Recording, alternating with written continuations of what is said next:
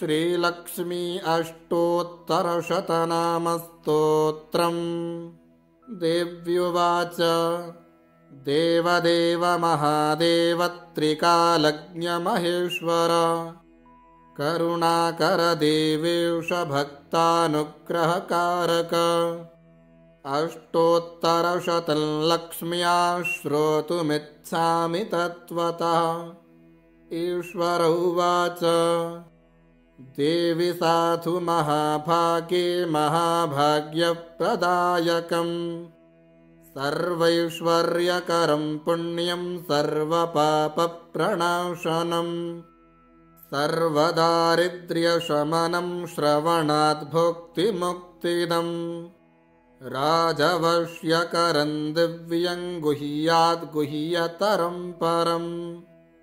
दुर्लभं सर्वदेवानां चतुष्षष्टिकलास्पदम् पद्मादीनां वरान्तानां विधीनां नित्यदायकम् समस्तदेव संसेव्यमणिमाद्यष्टसिद्धिदम् किमत्र बहुनोक्तेन देवी प्रत्यक्षदायकम् तव प्रीत्याद्य वक्ष्यामि समाहितमनः शृणु। अष्टोत्तरशतस्यास्य महालक्ष्मीस्तु देवता क्लीं बीजपदमित्युक्तं शक्तिस्तु भुवनेश्वरी अङ्गन्यासः करन्यास इत्यादि प्रकीर्तितः। ध्यानम् वन्दे पद्मकरां प्रसन्नवदनां सौभाग्यदां भाग्यदां हस्ताभ्यामभयप्रदां मणिगणैर्नानाविधैर्भूषितां भक्ताभीष्टफलप्रदां हरिहरब्रह्मादिविसेवितां पार्श्वे पङ्कजशङ्खपद्मनिधिभिर्युक्तां सदा शक्तिभिः सरसिजनये सरोजहस्ते धवलतरां शुकगन्धमाल्यशोभे भगवति हरिवल्लभे मनोज्ञे त्रिभुवनभूतिकरिप्रसीद मह्यम्। ॐ प्रकृतिं विकृतिं विद्यां सर्वभूतहितप्रदां श्रद्धां विभूतिं सुरभिं नमामि परमात्मिकां वाचं पद्मालयां पद्मां शुचिं स्वाहां स्वधां सुधां धन्यां हिरण्मयीं लक्ष्मीं नित्यपुष्टां विभावरीम् अदितिं च दितिं दीप्तां वसुधां वसुधारिणीं नमामि कमलां कान्तां क्षमां क्षीरोदसम्भवाम् अनुग्रहपरां बुद्धिमनघां हरिवल्लभाम् अशोकाममृतां दीप्तां लोकशोकविनाशिनीं नमामि धर्मनिलयां करुणां लोकमातरम् पद्मप्रियां पद्महस्तां पद्माक्षीं पद्मसुन्दरीं पद्मोद्भवां पद्ममुखीं पद्मनाभप्रियां रमां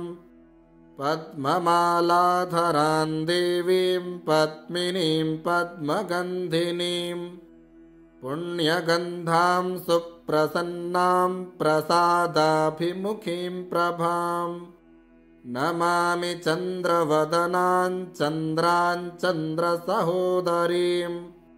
चतुर्भुजां चन्द्ररूपामिन्दिरामिन्दुशीतलाम् आह्लादजननीं पुष्टिं शिवां शिवकरीं सतीं विमलां विश्वजननीं तुष्टिं दारिद्र्यनाशिनीं प्रीतिपुष्करिणीं शान्तां शुक्लमाल्यां वरां श्रियं भास्करीं विल्वनिलयां वरारोहां यशस्विनीं वसुन्धरामुदाराङ्गां हरिणीं हेममालिनीं धनधान्यकरीं सिद्धिं श्रैणसौम्यां शुभप्रदाम् नृपविष्मगतानन्दां वरलक्ष्मीं वसुप्रदाम् शुभां हिरण्यप्राकारां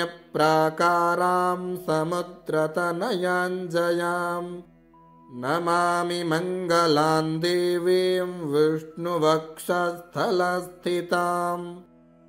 विष्णुपत्नीं प्रसन्नाक्षीं नारायणसमाश्रितां दारिद्र्यध्वंसिनीं देवीं सर्वोपद्रववारिणीं नवदुर्गां महाकालीं ब्रह्मविष्णुशिवात्मिकां